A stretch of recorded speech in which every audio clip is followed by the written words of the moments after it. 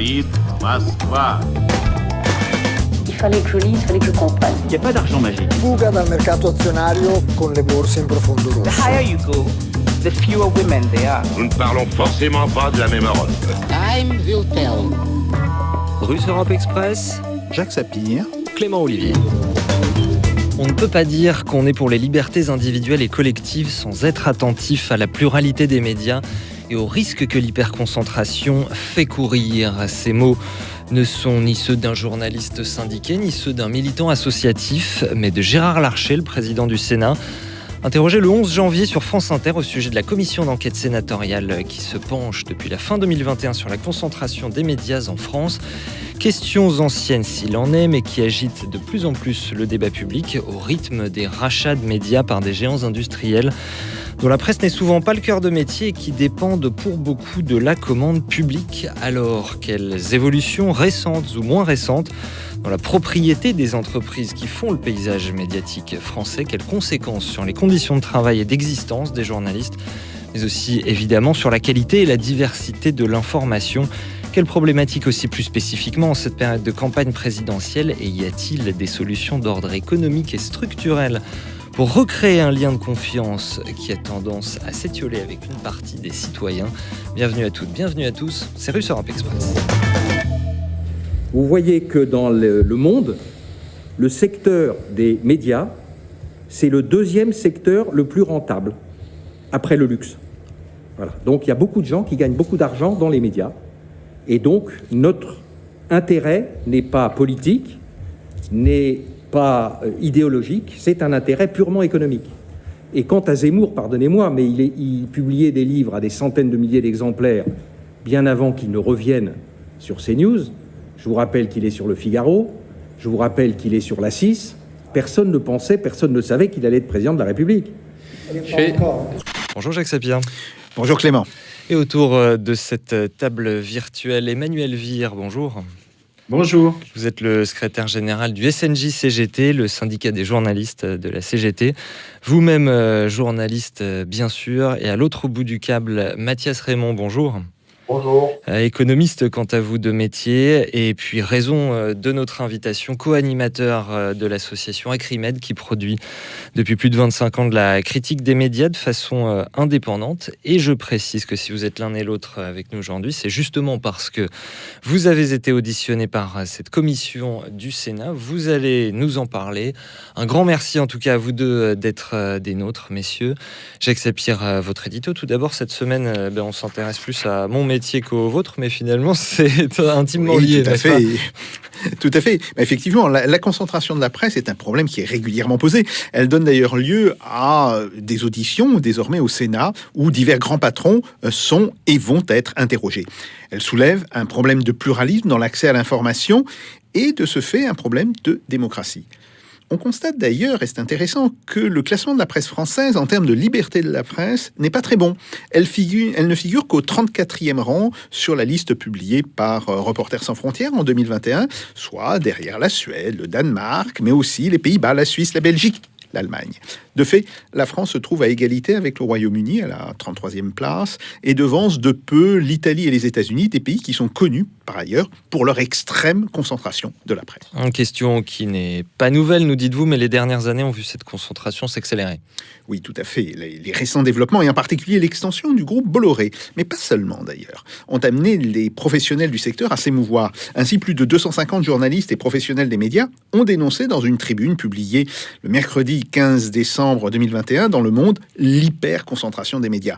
Par ailleurs, et je le rappelle, le Sénat a donc constitué une commission d'enquête sur la concentration des médias qui a commencé ses travaux à la fin de l'année dernière. La question est donc évidemment d'actualité. Mais ne l'a-t-elle pas toujours été? La constitution de grands groupes de presse entre les mains d'un nombre réduit de personnes a toujours été perçue en France comme une menace pour la démocratie. Les grandes lois françaises, effectivement, sur la liberté de la presse, elles datent de la Troisième République, et en particulier la fameuse loi de 1881. Mais sur la concentration, vous pensez notamment surtout à la période de l'entre-deux-guerres, Jacques Sapir. Oui, tout à fait. Alors avant la Seconde Guerre mondiale, il faut rappeler, il y avait eu la prise de contrôle du temps, considérée à l'époque comme le quotidien de référence. Par le comité des forges, l'ancêtre du MEDEF, ou encore les tentatives du parfumeur François Coty de lancer l'Ami du peuple, puis de contrôler Paris Soir, afin de promouvoir des idées d'extrême droite. Et tout cela avait largement posé le problème. D'une manière générale, la vénalité de la presse, sa soumission à des donneurs d'ordre plus ou moins cachés, constituait un des aspects de la crise de la démocratie de l'avant-guerre. Les ordonnances de 1944 sur la liberté de la presse visaient en réaction justement à organiser un nouveau système médiatique garantissant la liberté d'expression et le pluralisme de la presse. C'était l'un des objectifs affichés de ces ordonnances de 1944 et qui était donc de lutter contre la concentration des entreprises de presse. Et une chose qui était effectivement proclamée dès le programme du Conseil national de la Résistance, qui voulait assurer, je cite les jours heureux, donc la liberté de la presse, son honneur et son indépendance à l'égard de l'État, des puissances d'argent et des influences étrangères, Jacques Sapir. Oui, effectivement. Cependant, les beaux principes et les belles résolutions se sont délités assez rapidement sous l'impact à la fois des réalités économiques, mais aussi, il faut bien le dire, de la guerre froide. La presse écrite a évolué donc rapidement loin du cadre idéal qui était prévu au moment de la libération. De plus, il convient de ne pas l'oublier, dans entreprise de presse, il y a quand même le mot entreprise. Et comme dans tout secteur très concurrentiel, et aussi avec des besoins importants en investissement, besoins qui découlent justement de la révolution du multimédia que l'on a connu depuis maintenant une quinzaine d'années et de l'effacement progressif de l'ancienne séparation entre presse écrite et médias audiovisuels, eh bien on est en présence de tendances permanentes à la concentration et la restructuration. Il y a eu depuis les années 2000, une reconsolidation des médias impulsée justement par l'application de la révolution numérique. Et c'est d'ailleurs pas un hasard si des entreprises de téléphonie ont largement investi dans ce secteur. Oui, révolution numérique, révolution des télécommunications. Oui, tout à fait. Alors, ce qui frappe, c'est dans le tableau de la situation actuelle, la nature des entreprises qui ont racheté justement ces médias et qui sont pour la plupart, comme je l'ai dit, dans le secteur des télécoms. Cela revient à nier l'un des acquis des ordonnances de 1944, car avec ce processus, c'est bien en réalité à une forme de nouvelle, de concentration verticale à laquelle on assiste, concentration justement que les rédacteurs des ordonnances de 1944 voulaient éviter. Alors on doit donc constater un inquiétant paradoxe. La France, qui se veut particulièrement attentive à la fonction éducative de la presse. On pense par exemple au Clémy, qui est impulsé par le ministère de l'Éducation nationale, et qui dans les textes, et qui se veut très attentive formellement à la question de la concentration, et bien justement, c'est cette situation qui, depuis plusieurs années, a été progressivement vidée de sa substance. Tout cela n'est pas sans poser maintenant de nombreux problèmes. Et le premier est évidemment celui de la pluralité des opinions exprimées. Le deuxième risque concerne évidemment les journalistes. Et donc, on aboutit à un risque global pour la démocratie en cette période de campagne électorale. Et là, c'est tout à fait incontestable. Alors commençons, si vous le voulez bien, Mathias Raymond, par le commencement, à savoir cette actualité qui nous donne l'occasion de parler de ce sujet qui, comme l'a dit Jacques Sapir, est lui bien ancien. Comment vous interprétez le fait que le Sénat se penche sur cette question précisément maintenant ? Est-ce que ça peut-être être lié à des raisons politique, par exemple la montée en influence du groupe Bolloré, qui a d'une certaine manière propulsé via CNews la candidature d'un Éric Zemmour. C'est-à-dire, ma question, c'est qu'est-ce qui change aujourd'hui par rapport à il y a 5 ans ? Pourquoi s'y pencher seulement maintenant ? Alors, la question, elle est très, très intéressante et en effet, rien n'a changé réellement sur le fond. Mais il ne faut pas non plus voir le verre à moitié vide. On peut aussi se satisfaire du fait que la question des médias soit enfin politique. Très longtemps, nous, à Acrimed, on s'est battu pour que la question des médias soit une question politique, que ce soit un sujet de débat, de discussion, au même titre que les retraites, l'éducation, la santé, l'environnement, etc. Et la question des médias, elle était toujours évincée. Elle a été évincée au moins pendant les 10 premières années de la création d'Acrimed. Et puis, en 2007, déjà, C'est François Bayrou, on ne pensait pas que ça viendrait de ce côté-là, mais c'est François Bayrou qui a abordé la question des médias dans les médias, qui en a fait un sujet politique en interpellant Claire Chazal en direct sur TF1 en disant « Je considère pour moi, Claire Chazal, que l'argent et la politique doivent être séparés. Je pense que l'un ne doit pas avoir barre sur l'autre, notamment lorsque ces puissances économiques détiennent de très grands médias. » C'est une accusation extrêmement violente qu'il faudrait, j'allais dire, étayer par des choses concrètes. L'amitié ne signifie pas forcément une prise de position ou une thèse mais en particulier. Mais je puis vous assurer qu'il y a un problème républicain dès l'instant que de très gros intérêts financiers, industriels, sont liés à de très gros intérêts médiatiques et sont en liaison intime avec l'État. Donc il y avait vraiment la question de la concentration des médias qui a été abordée en 2007 et on peut s'en satisfaire aujourd'hui que les sénateurs se préoccupent de cette question aujourd'hui. Bon, ça, c'est on va dire l'aspect positif. Après, soulignons quand même que les problèmes de concentration existent depuis bien longtemps. Monsieur Sapir l'a rappelé. On a évoqué tout à l'heure la loi du 30 septembre 1986 sur les concentrations qui n'a pas été beaucoup modifiée, qui est restée plutôt inchangée. Il y a eu des amendements, il y a eu quelques actualisations, etc. Mais sur le principe même des concentrations, rien n'a été fait. Rien n'a été fait. Les groupes Bolloré existent aujourd'hui, mais avant, on avait Lagardère qui disparaît doucement de l'univers médiatique, mais qui a été pendant une dizaine d'années l'un des principaux groupes médiatiques. Qui se fait actuellement un petit peu grignoter par Bolloré, justement. Voilà, par Bolloré, mais on a Bouygues, on a Dassault et d'autres. On avait évidemment, on a Drahi avec RMC et d'autres médias. Donc c'est quelque chose qui existe et en effet, je pense que la volonté aujourd'hui de traiter ce sujet au Sénat, pas qu'au Sénat, est liée à cette mainmise que fait Bolloré, mais cette mainmise ostentatoire, cette mainmise spectaculaire sur les médias, cette mainmise arrogante et qui, d'une certaine façon, on va dire, soutient un candidat, même son propre candidat, mais soyons honnêtes, en 95, TF1 et Le Monde avaient leur candidat. Il s'appelait Édouard Balladur. En 2017, de nombreux médias avaient leur candidat et il s'appelait Emmanuel Macron. Même si ce n'était pas de manière aussi ciblée, aussi visuelle, c'était le cas également. Vous avez effectivement écrit un livre là-dessus, Mathias Raymond, qui s'appelle « Au nom de la démocratie, votez bien ». C'était coédité par Acrimed et Agone en 2019. Vous trouvez que c'est différent aujourd'hui par rapport à cette campagne précédente ? Il y a des choses qui ont changé. Alors ces choses qui changent, ce sont des éléments évoqués tout à l'heure par M. Sapir, notamment avec la numérisation de l'information, le poids qu'occupent aujourd'hui les réseaux sociaux, l'ampleur des buzz, entre guillemets, sur les chaînes de télé qui se répercutent dans les réseaux sociaux, qui créent des buzz sur les réseaux sociaux et qui sont ensuite commentés à leur tour sur les mêmes chaînes de télé. Ça, c'est des choses qui changent considérablement le rapport qu'entretiennent les hommes politiques, les femmes politiques avec les médias. Ça a clairement évolué. Le livre parlait essentiellement aussi des seconds tours de 2002 et de 2017, où on a vu le Front National arriver au second tour. Et le traitement médiatique de ces périodes-là a également changé.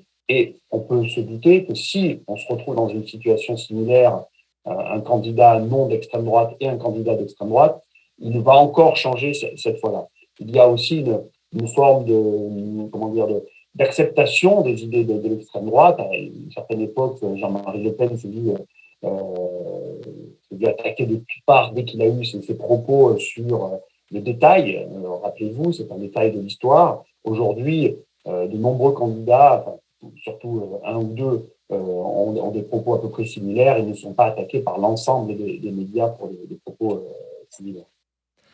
Emmanuel Vire, même question, des luttes, des causes que vous portez depuis longtemps, que vous êtes certainement ravi de porter jusqu'au Sénat. Oui, je suis d'accord avec ce que vient de dire Mathias. Bon, après, nous, ce qu'on a dit à la mission d'enquête sénatoriale, c'est clairement, on n'est pas dupe. On n'est pas dupe de cette mission. Ça fait à peu près 20 ans que le SNJ-CGT a le thème de la concentration comme baseline, on va dire, du syndicat, et ça a toujours été, pour nous, le principal de notre action. Pendant toutes ces années-là, les 20 dernières années, que nous répondait-on? Même les syndicats de journalistes, amis. Oui, on sait, la concentration, c'est pas terrible. Oui, que des entreprises qui bénéficient de la commande publique et des médias, c'est pas terrible. Mais en même temps, s'il n'y avait pas les milliardaires, il n'y aurait plus rien. Tout se casserait la gueule. Du fait du numérique, des changements de consommation de l'information, etc. Donc, en gros, on était obligé d'aller vers ça. Qu'est-ce qu'on se rend compte 20 ans après? Que même en termes d'emploi, les milliardaires, c'est des cost killers. Qu'est-ce qu'on voit? C'est que le nombre de journalistes a baissé de 20% en 10 ans. Qu'est-ce qu'on voit? C'est qu'ils sont de plus en plus précaires, qu'ils ont de moins en moins les moyens de faire leur travail. Donc, on est très contents, nous, on est très heureux. Et d'ailleurs, ce qu'il faut dire, c'est qu'il n'y a pas que cette mission d'enquête sénatoriale. Il y a également le ministère de l'économie et de la culture qui lance une mission d'inspection sur la concentration. On a été auditionné également. Il y a le CNCDH qui va sortir un rapport où là aussi on a été auditionné, je pense qu'Acrimed aussi, sur la liberté de la presse et le pluralisme en France. Enfin, on voit bien que cette thématique, et on ne va pas s'en plaindre évidemment, vient au cœur de l'actualité. Alors pourquoi? Il y a plein de raisons différentes. La brutalité de Monsieur Bolloré en étant une, évidemment. Mais je pense qu'il n'y a pas que ça. Il y a aussi d'autres problématiques liées pas qu'à Monsieur Bolloré.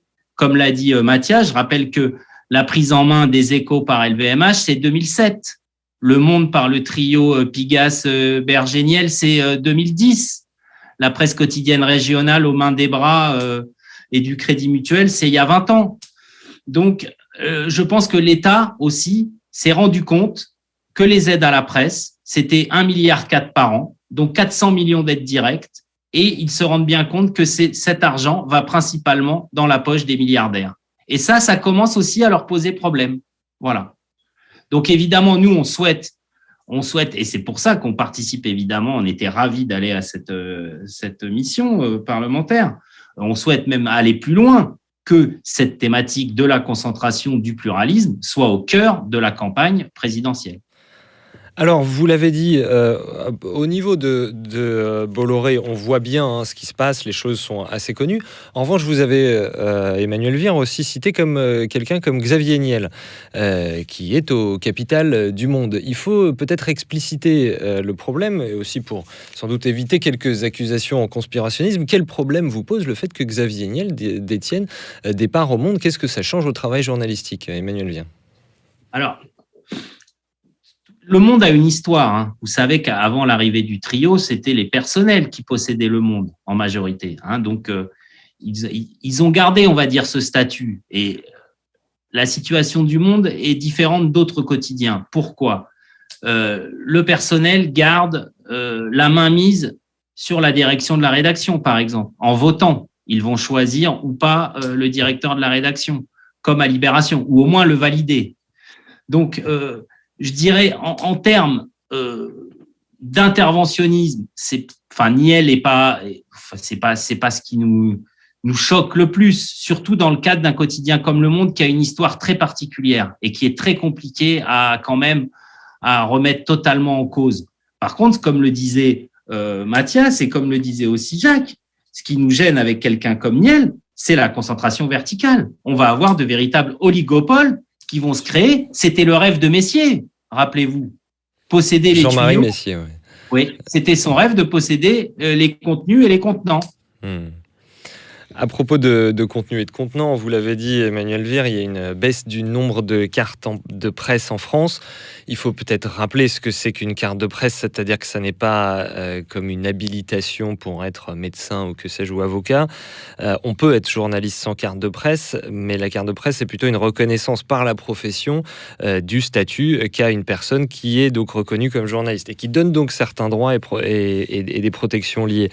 Donc cette baisse du nombre de cartes de presse, ça ne veut pas dire qu'il y a moins de journalistes, ça veut dire plutôt qu'ils passent sous d'autres statuts ou conditions de travail, comme les fameux créateurs de contenu. Quel rapport est-ce que ça a avec la concentration des médias, Emmanuel Vien ? Alors, c'est ce que je vous disais tout à l'heure.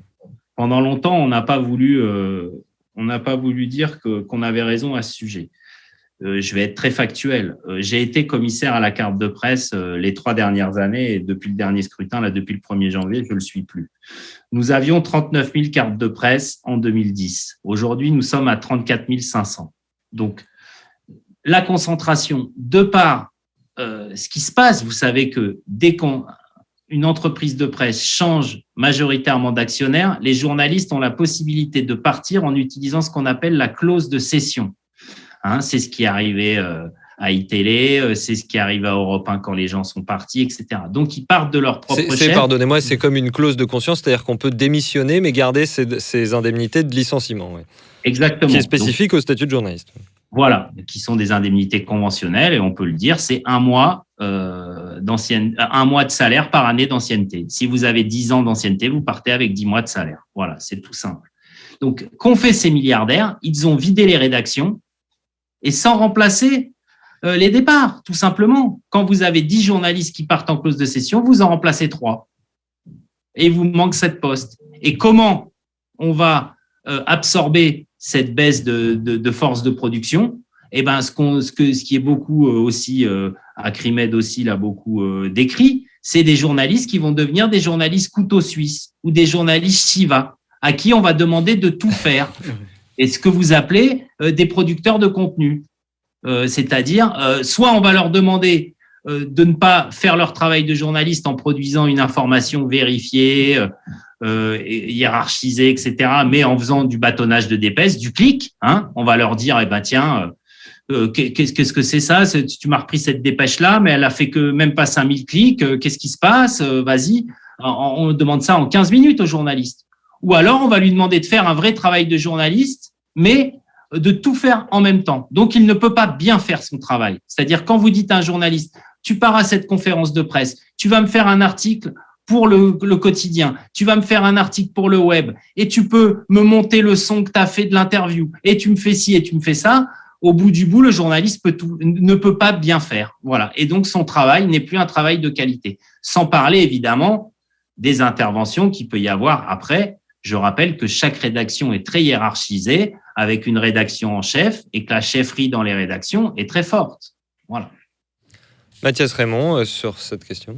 Oui, à ce sujet, en fait, on a vu ce phénomène de concentration des propriétaires, mais qu'on a aussi voulu créer de la concurrence, c'est-à-dire ajouter, je pense surtout à la télévision, ajouter des chaînes supplémentaires en se disant, ça c'est le point de vue théorique, en se disant la concurrence va stimuler la différence, va développer le pluralisme, etc.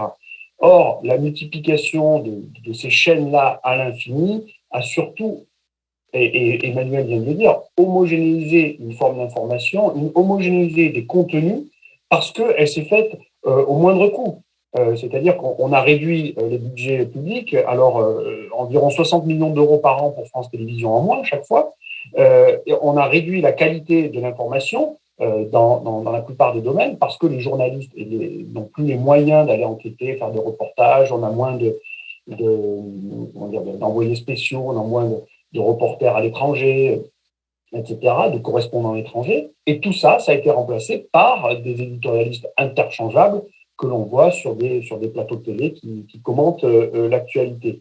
Et c'est ça, à mon avis, le vrai problème, c'est cette similitude de l'information, cette similitude des émissions, cette similitude des contenus, alors qu'on a multiplié les supports. On a multiplié les sites web, on a multiplié les émissions de télé, les chaînes de télé, et donc on a vraiment une réduction de la qualité liée à ça. Et on est dans ce que vous dites au cœur du métier en fait, parce qu'on se rend compte que ces plateaux de chroniqueurs, comme vous le décrivez, eh bien ça sert tout simplement à remplir. C'est pas du tout évident de remplir 24 heures d'antenne, Mathias Raymond.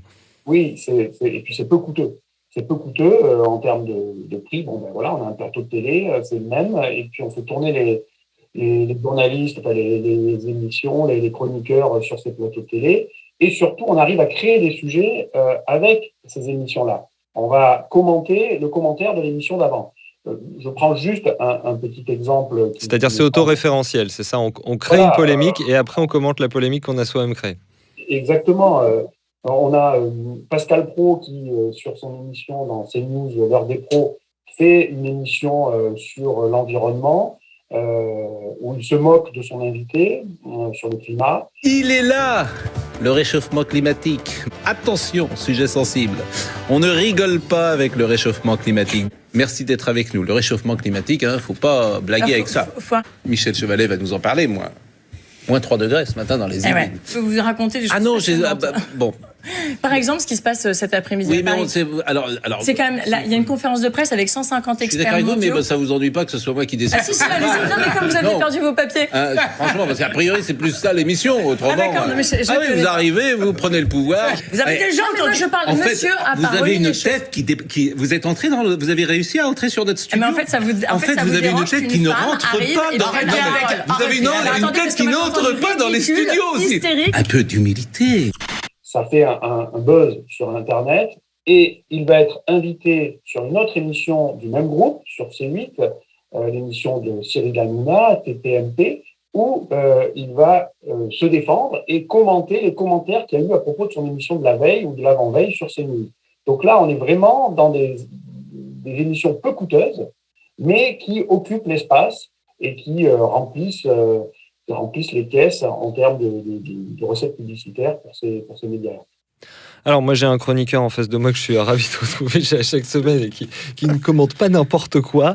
C'est Jacques Sapir. On l'a dit, il y a une accélération du temps médiatique et une logique que nous décrivaient Emmanuel Vire et Mathias Raymond, qu'on pourrait décrire comme inflationniste en fait des contenus. Est-ce que le pluralisme, Jacques Sapir, c'est la concurrence ? Alors, je crois qu'il faut peut-être aborder ça sous un autre angle. Aujourd'hui, on a, et ça a été très bien dit on a de moins en moins de journalistes spécialisés. Or, la spécialisation des journalistes était une garantie de qualité tout à fait évidente. Vous prenez aujourd'hui un journaliste économique. Bon, je pourrais en citer de nombreux. Bon, je ne veux gêner personne. Mais on voit très bien que ces journalistes ne sont tout simplement pas au niveau de ce qu'était le journalisme économique dans les années 70 et dans les années 1980. Pourquoi ? Eh bien, tout simplement parce que ces gens sont obligés, alors même quand ils sont, eux, pour la part spécialisés, ils sont obligés de travailler sans équipe, ou avec des équipes extrêmement réduites, et on leur demande de faire effectivement feu de tout bois et d'être un petit peu compétents sur l'ensemble des domaines. Donc, ce problème de la déspécialisation des journalistes est un problème important. D'où vient-il ?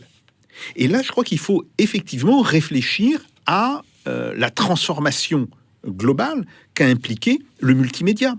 Avec le multimédia, normalement, ce qui aurait dû apparaître, c'est l'importance du contenu, puisque le contenant, disons le média, pouvait être très différent.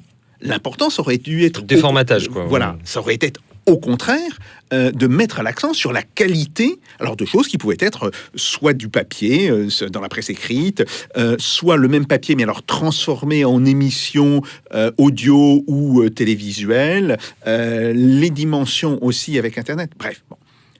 En réalité, ce à quoi on assiste, c'est qu'avec le multimédia, on a une uniformisation très très très grande des contenus, et de ce fait, on perd en qualité du contenu et on perd même, je veux le dire, en intérêt du contenu. Ce qui est très frappant, moi aussi je fais comme tout le monde, je regarde les fameuses chaînes d'information continue, et je suis très frappé que l'on traite des mêmes sujets. Alors, bien sûr, ça peut s'imposer quand il y a un sujet d'actualité évident, mais fondamentalement, ce n'est pas logique. On devrait avoir une pluralité de sujets. Non, on traite des mêmes sujets. Ce sont très souvent les mêmes que l'on voit qui, dans un système de chaises musicales, qui passent d'une chaîne à l'autre et qui vont se retrouver à soit dire la même chose, soit à commenter ce qu'ils ont dit sur une autre chaîne. Bon. Bien. Et donc là, il y a une espèce de perte générale de contenu, ce qui me fait, d'une certaine manière, penser à la chose suivante, c'est que à travers le multimédia et à travers justement ces énormes processus de concentration, on aboutit à de l'émission pour l'émission et non pas à de l'émission de contenu. Et ça, c'est un problème tout à fait clé. Alors après, il faut se poser deux questions. Un, est-ce que le secteur public pourrait, je dirais, apporter une différence qui obligerait d'une certaine manière le secteur privé à monter en qualité. Et on voit bien que c'est le contraire. D'où ma question sur la concurrence. Et on voit bien le contraire de ce qui s'est passé. Vous savez, aux États-Unis, il y a une chaîne publique, PBS, Public Broadcasting System, qui, elle, fait de la très grande qualité, mais qui est tout à fait confidentielle. Les émissions de PBS en particulier, il y avait une émission très célèbre sur la guerre de sécession. Elle continue de faire référence pratiquement 25 ans après. Moi, j'avais eu la chance, j'étais aux États-Unis au moment où ça avait été diffusé. J'avais pu suivre ça en direct. J'avais été tout à fait frappé par la qualité du contenu. Mais de fait, ça reste une espèce d'enclave et ça ne diffuse pas. Donc ça, c'est un premier problème. Deuxième problème, ça vient aussi de la formation des journalistes. Et pour avoir donné des cours dans différentes écoles, pour avoir approché des jeunes journalistes, je suis assez effaré par la baisse de formation, mais qui se comprend très bien. Un journaliste peu formé est un journaliste interchangeable que l'on peut payer avec des élastiques, si vous voulez. On voit très bien que il n'aura pas les mêmes prétentions de salaire, puisqu'il sait qu'il est lui-même interchangeable. Et donc là, on a aussi un autre problème. Je rappelle tout, enfin, c'est quasiment un gag, mais le gag est tout à fait réel. Au moment de la guerre d'Ossétie du Sud, une équipe de télévision publique, je ne citerai pas la chaîne, mais une équipe de télévision publique vient chez moi pour me faire intervenir là-dessus. Et la journaliste qui vient me dit « Ah oui, mais c'est quand même dramatique. Comment se fait-il que les États-Unis n'ont pas convaincu la Turquie de financer les rebelles tchétchènes ?»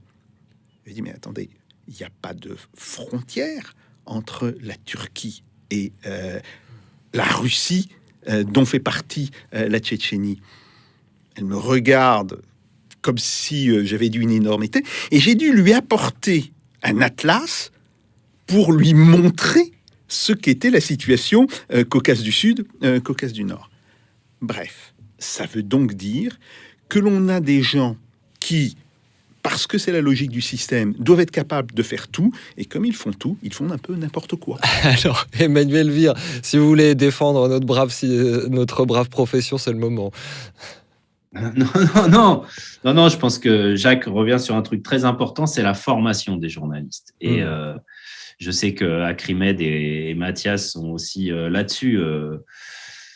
La profession de journaliste a toujours été historiquement ouverte, c'est-à-dire qu'on a toujours eu une minorité de journalistes qui passaient par les fameuses écoles reconnues. C'était ça.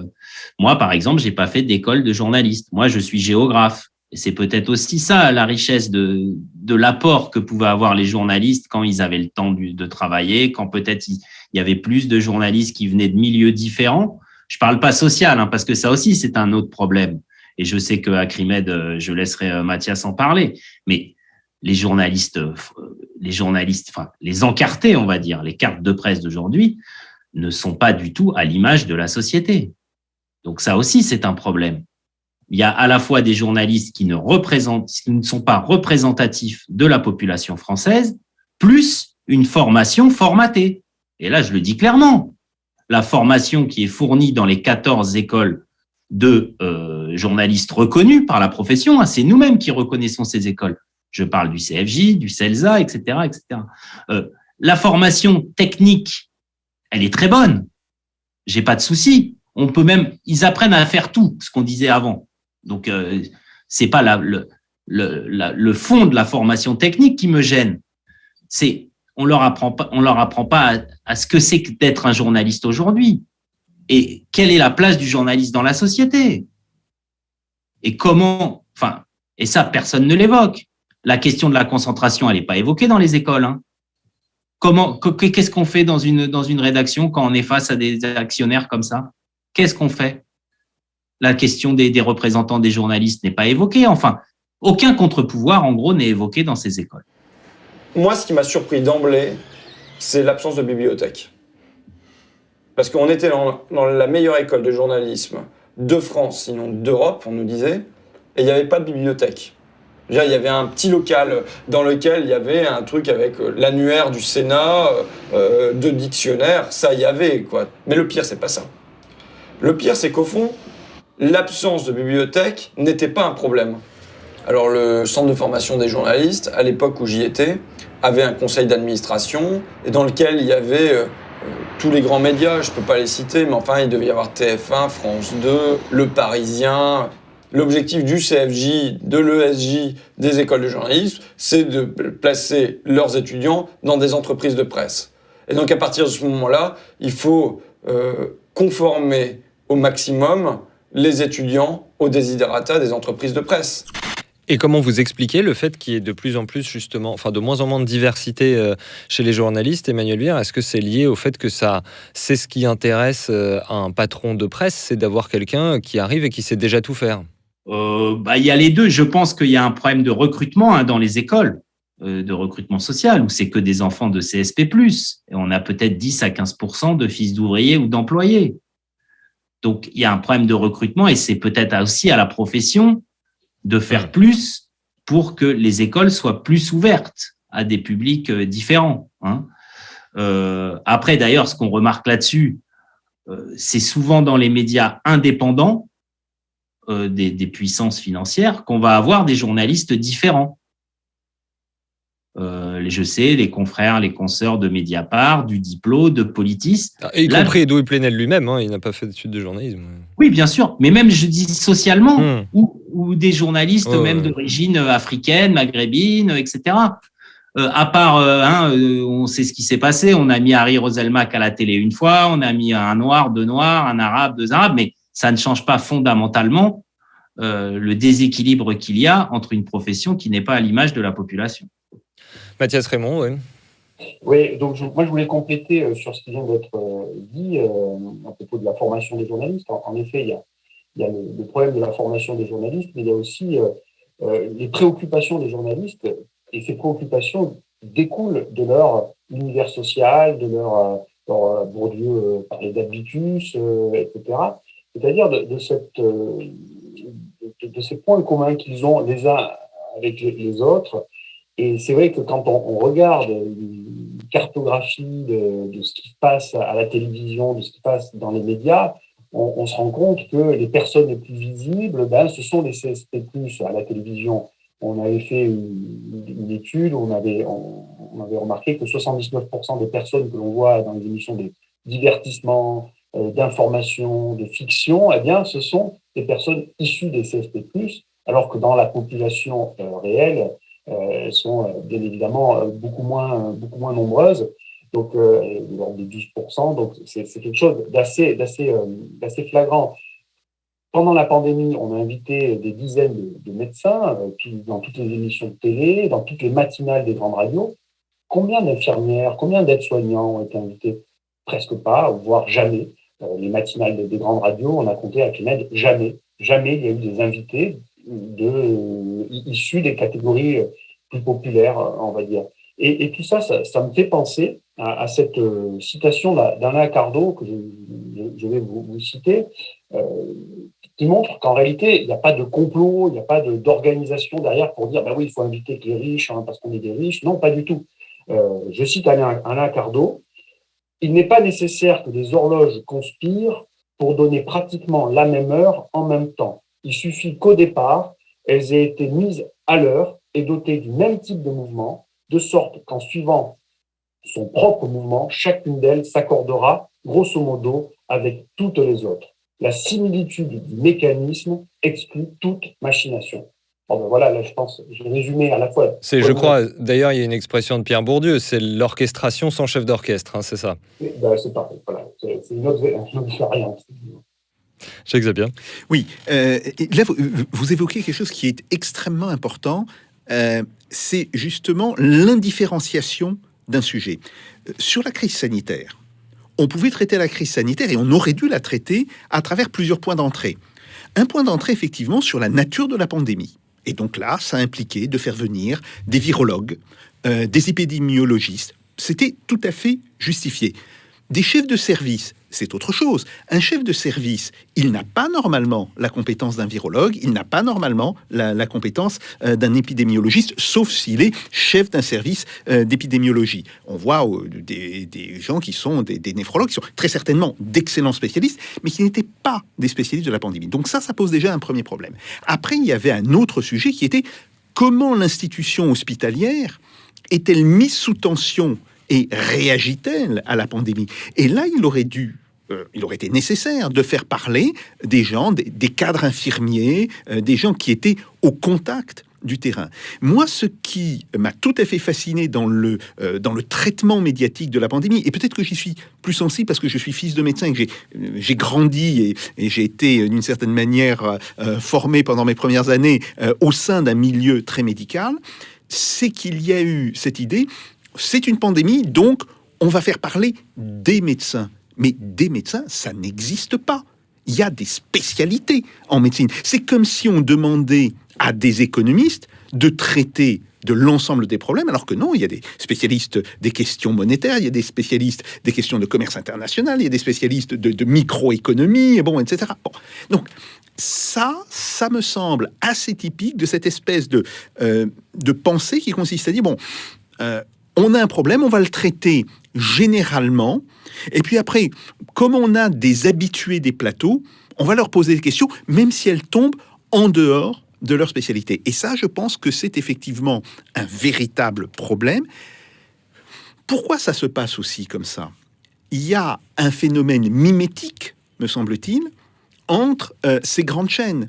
À partir du moment où une grande chaîne commence à aborder un sujet sous cet angle-là, soit les autres décident de faire le scandale et de présenter une opposition qui est radicalement différente de la position qui a été présentée, mais faire un scandale, c'est prendre un risque, ou alors on s'aligne et on va faire ce que l'autre fait. Et là encore, on retombe sur cette idée que, en fait, nous avons une grande concurrence techniquement, au sens où il y a plusieurs acteurs, mais on n'a pas de concurrence au niveau du contenu. Et que cette concurrence, qui est un petit peu formelle, aboutit en réalité à l'uniformisation des contenus. Mathias Raymond, vous l'aurez compris, ça fait des années qu'on lit Acrimed, et il y a une phrase qui revient régulièrement dans vos écrits, c'est « tout le monde en parle parce que tout le monde en parle ». Une réaction à ce qui vient d'être dit? Oui, c'est une autre façon de dire ce que disait Bourdieu, la circulation circulaire de l'information, ou parfois même de la désinformation, tourne en boucle les mêmes sujets. Et c'est vrai que cette affaire de pandémie, de crise sanitaire, ça renvoie en réalité à ce que nous, des fois, on fait comme critique à propos de la couverture des manifestations, des mobilisations, de la couverture aussi des violences policières. On parle de journalisme de préfecture. C'est-à-dire, les journalistes ne font pas leur travail et ne font que ressortir l'information du pouvoir et du gouvernement. Mais parce qu'ils dépendent eux-mêmes de leurs sources. Voilà. Et là, on est dans une situation de journalisme sanitaire où on ressort les informations quotidiennes, du nombre de cas, on répète ce qui est dit par le gouvernement, etc. Donc là, on a ces problèmes. Vu que l'angle du gouvernement pendant cette pandémie, c'était de traiter la pandémie comme une guerre, avec ce langage guerrier instillé par Macron, de nombreux journalistes, de nombreux médias ont suivi ce style-là, cette information. Rappelez-vous quand même des conférences de presse quasi quotidiennes, les chiffrages quotidiens du nombre de cas, du nombre de morts, sans aucun recul. Je ne dis pas qu'il ne fallait pas en parler, évidemment, mais il fallait en parler, c'est un événement important. centrale même. Mais vous voulez dire ce qu'il y avait de guerrier là-dedans, c'est l'idée de décompte? Oui, par exemple, l'idée de décompte quotidien. Parce qu'on a eu un décompte quotidien, on a encore un décompte quotidien de cas. C'est la première fois qu'il y a une épidémie, on compte le nombre de cas de manière quotidienne. Dans les autres épidémies, on compte le nombre de morts. Donc c'est assez proche justement du journalisme des préfectures, où on a une reprise sans filtre parfois de l'information gouvernementale. Emmanuel Vire, Jacques Sapir a mentionné le service public et justement à propos de tout le monde en parle parce que tout le monde en parle, est-ce que vous êtes d'accord ou pas avec Jacques Sapir que en fait le service public n'est pas capable, alors c'est peut-être une généralité donc vous préciserez, mais de proposer autre chose, c'est-à-dire qu'il est lui-même victime de l'état d'esprit que crée la concentration des médias alors que lui-même justement devrait en être préservé, Emmanuel Vire? Oui, enfin, je modérerai un peu, c'est-à-dire, bon, d'ailleurs, c'est rigolo parce que lors de ma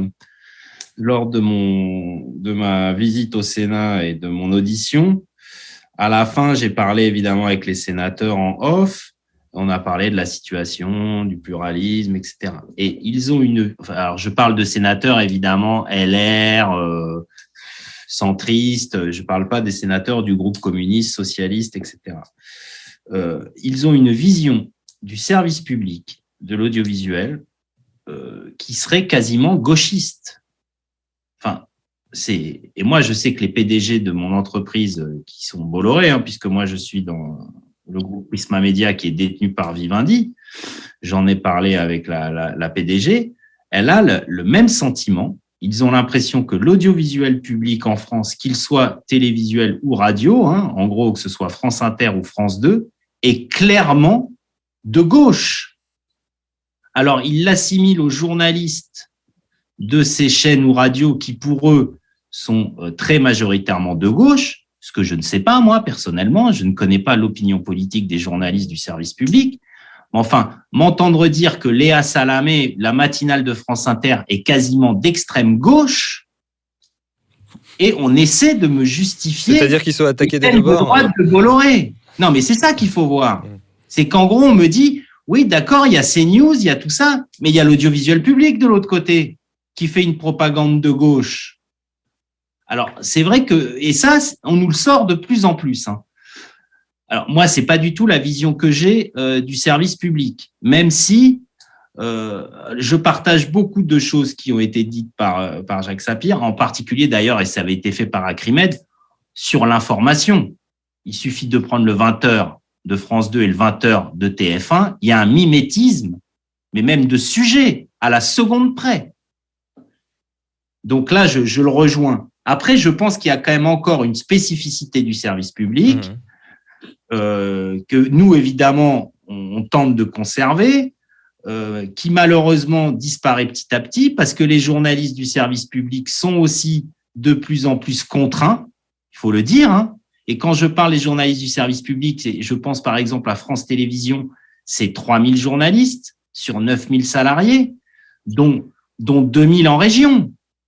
Enfin, il faut voir comment est en train d'être saccagée l'information locale de France Télévisions, où on ne veut plus d'information locale, qui est pourtant fondamentale. Et je ne parle pas des chiens écrasés, je parle d'une vraie information locale délivrée aux citoyens.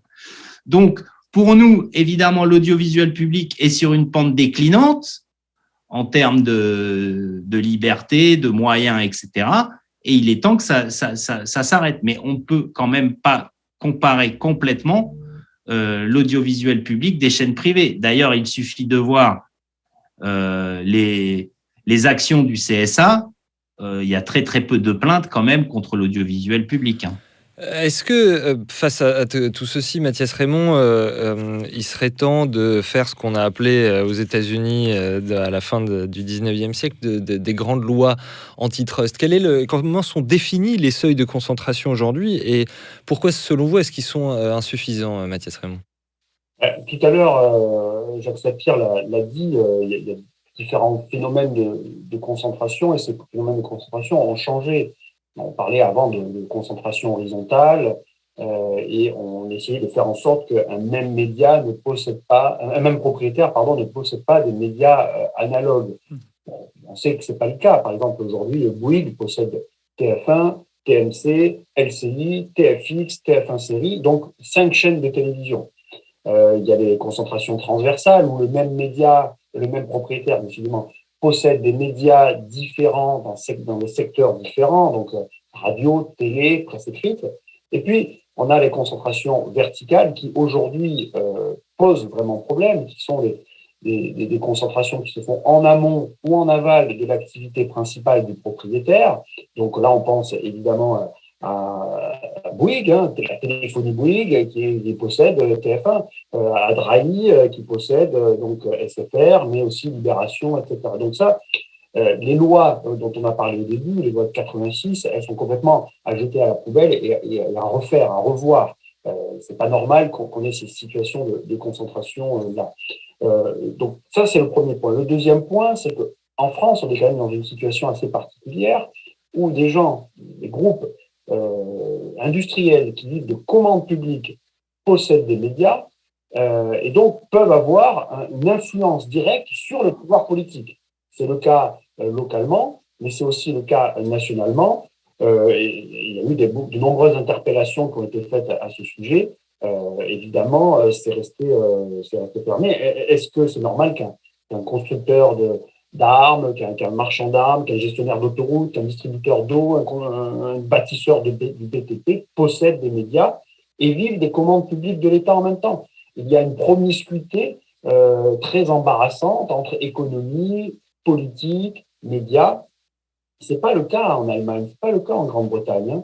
On a toujours l'habitude de comparer avec ces deux pays. Bah oui, là, justement, en quoi c'est différent, Mathias Raymond? C'est-à-dire qu'il y a des grands groupes, mais ce sont des grands groupes de presse, c'est-à-dire que c'est un métier distinct. C'est des grands groupes, on va dire, médiatiques, oui. voire culturels, donc d'infotainment parfois, mais qui n'ont pas ces activités dans l'industrie française, dans l'économie française. Et là, c'est un vrai problème. Un constructeur d'autoroute, un gestionnaire d'autoroute possède aussi des médias, ça va avoir une influence sur le politique. Sur le politique, il va lui attribuer la commande publique. Il va lui dire, oui, mais je t'accorde cette commande publique, mais je sais aussi que tu possèdes tel et tel média.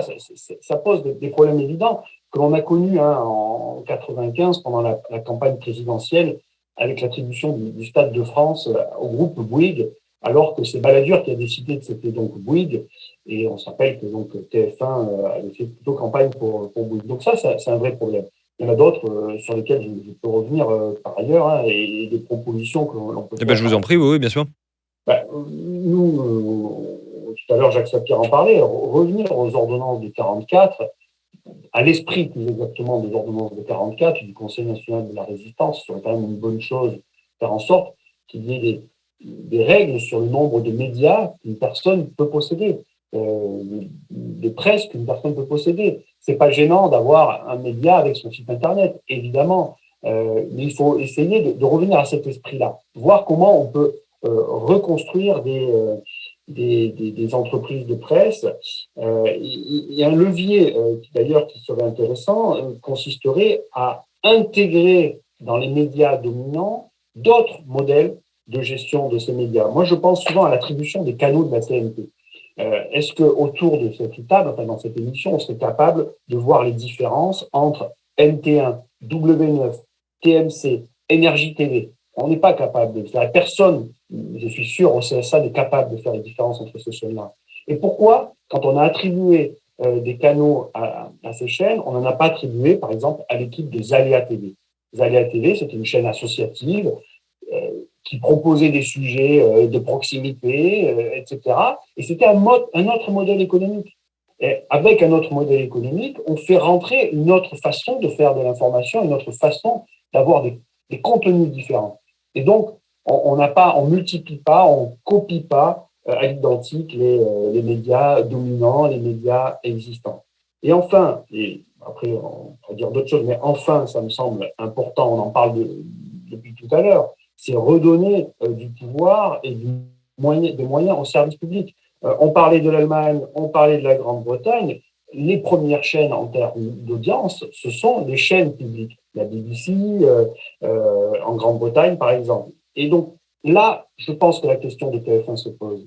en 2023, je crois, la concession de TF1 arrive à expiration.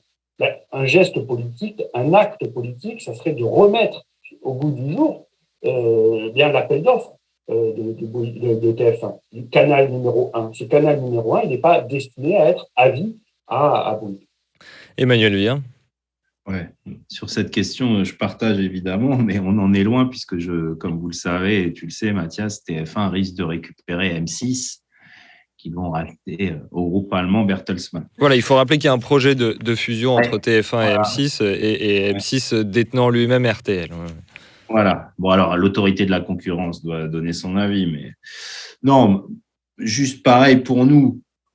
Évidemment, on est totalement en phase avec les propositions d'Acrimed. D'ailleurs, on ne va pas se le cacher, mais on travaille avec Acrimed depuis très longtemps, donc d'avoir les mêmes propositions. Donc, je le redis pas, mais évidemment, revenir à l'esprit des ordonnances de 44, comme l'a très bien dit Mathias. Un point qu'il n'a pas évoqué pour nous est fondamental, c'est évidemment revenir sur les aides à la presse. Le soutien aux médias dans ce pays, c'est à peu près 6 milliards d'euros par an entre l'audiovisuel public, l'AFP et les aides à la presse, qu'elles soient indirectes ou directes. Aide à la presse, c'est entre 1,5 milliard, 1,8 milliard entre les directs et les indirects.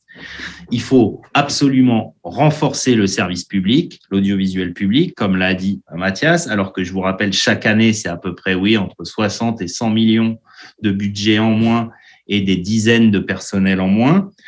Et puis, évidemment, conditionner l'ensemble des aides à la presse à un certain nombre de respect du code du travail, respect de la convention collective, pour que les journalistes soient employés comme il se doit, en salariés, pas en auto-entrepreneurs, etc. Et ça, c'est très important pour la qualité de l'information, comme on le disait précédemment. Et enfin, dernier point qui, pour nous, est un peu le deuxième volet, notre deuxième jambe, parce qu'on sait très bien que cette lutte contre les milliardaires qui possèdent la presse, on risque de pas la gagner en 2-3 jours et ça risque de prendre un peu de temps. Il y a un deuxième volet sur lequel aussi on peut agir très vite, c'est l'indépendance des journalistes dans les rédactions face à cet actionnaire. Et ça, c'est un projet qui est soutenu depuis très longtemps par les syndicats de journalistes. Depuis 2008, nous demandons la reconnaissance juridique de l'équipe rédactionnelle, un peu sur le modèle de celle du Monde, qui permettrait d'avoir une personnalité morale, je pourrais dire, qui voterait sur le directeur de la rédaction. En gros, c'est comment recréer un collectif qui soit un contrepoids. Alors, contrepoids, on sait, c'est pas forcément le plus fort puisqu'on aura l'actionnaire en face, mais il faut agir là-dessus. Voilà. Et dernier point, très vite, évidemment, c'est revoir aussi la structuration de la régulation des médias. Enfin, le CSA n'est pas une instance démocratique. Il faut revoir le CSA et revoir aussi cette distinction entre audiovisuel, où il y a le CSA, il y a des cahiers des charges pour les chaînes, etc., et la presse écrite, où on n'a pas du tout ce fonctionnement. Alors que, comme on l'a vu, les milliardaires possèdent à la fois des journaux et des télés. Donc, il faut absolument qu'il y ait une régulation conjointe à la fois de l'audiovisuel et de la presse écrite. Jacques Lapierre, un mot de conclusion, on l'a dit, face à ce désamour entre une partie de la population et les médias, et notamment le service public, on a des candidats comme Marine Le Pen ou Éric Zemmour qui affichent leur volonté de tout simplement privatiser purement et simplement l'audiovisuel public, accusé par-dessus le marché de leur être hostile, ce qui finalement risquerait d'accroître encore plus cette concentration des médias. Jacques Sapien. Oui, je pense que là, la vraie question, c'est ce qui vient d'être dit. Il faudrait déjà que l'État fasse respecter un certain nombre de règles en termes de conventions collectives. Effectivement, cette idée de la reconnaissance de la personnalité juridique de la rédaction, de la personne morale de la rédaction, ça serait dans un processus de mise en concurrence qui est d'une certaine manière inévitable, mais qui doit être géré, parce qu'on sait gérer quand même ces processus de mise en concurrence. Il faut qu'il y ait des règles de cahier des charges qui soient très largement définies. Après, on peut demander aussi le fait que dans ces règles de cahier des charges, il y ait une sortie des acteurs qui ne sont pas intéressés principalement à, je dirais, l'industrie de la presse. Ou en tous les cas, que ces acteurs aient une capacité limitée d'avoir des prises de participation dans ces organes de presse. Ça me semble être aussi une deuxième proposition qui pourrait être importante. Troisième proposition, qui elle n'est pas étatique, mais qui devrait d'une certaine manière s'imposer, ça serait de revenir sur la formation des journalistes, au sens où on devrait peut-être abandonner, je dirais, certains aspects qui sont assez idéologiques dans la formation des journalistes, concevoir le fait que les journalistes peuvent très bien ne pas sortir des écoles, et qu'il y a eu historiquement d'excellents journalistes alors qu'il n'y avait pas d'école de journalisme à l'époque. Bien, donc c'est pas du tout nécessaire de sortir d'une école de journalisme pour être un bon journaliste.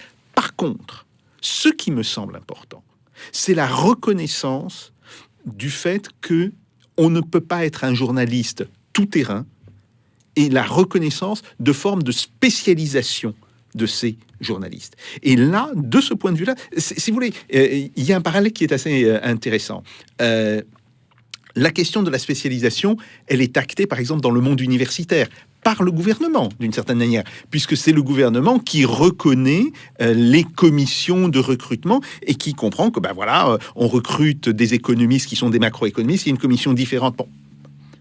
Et il n'y a pas cette idée de spécialisation dans les journalistes. Alors, qu'il y ait une activité journaliste globale, oui, mais il faudrait reconnaître cette notion de spécialisation pour les journalistes, et c'est peut-être à travers la respécialisation d'un certain nombre de jeunes journalistes que l'on pourrait avoir une remontée en qualité qui serait à ce moment-là cohérente avec ces règles dans les attributions, disons, des secteurs en concurrence, avec ces règles en fait de gestion de la concurrence. Emmanuel Vire et Mathias Raymond, merci encore à vous deux. Pour aller plus loin, on peut donc retrouver en intégralité vos auditions respectives par la commission d'enquête du Sénat. C'est sur le site du Sénat. Et puis on vous retrouve, Mathias Raymond, sur le site d'Acrimed, Emmanuel Vire avec votre syndicat, le SNJ-CGT. Merci bien sûr aussi à vous, cher Jacques Sapir, ainsi qu'à vous qui faites encore confiance à cette modeste émission fabriquée cette semaine encore avec la complicité de Jeanne D'Amato et Pipo Picci à la technique, aussi de véritables Shiva à couteau suisse audiovisuel. Et on se retrouve, si vous le voulez bien, au prochain épisode de Russe Europe Express avec Jacques Sapir. D'ici là, faites pas vous, Jacques. Salutations.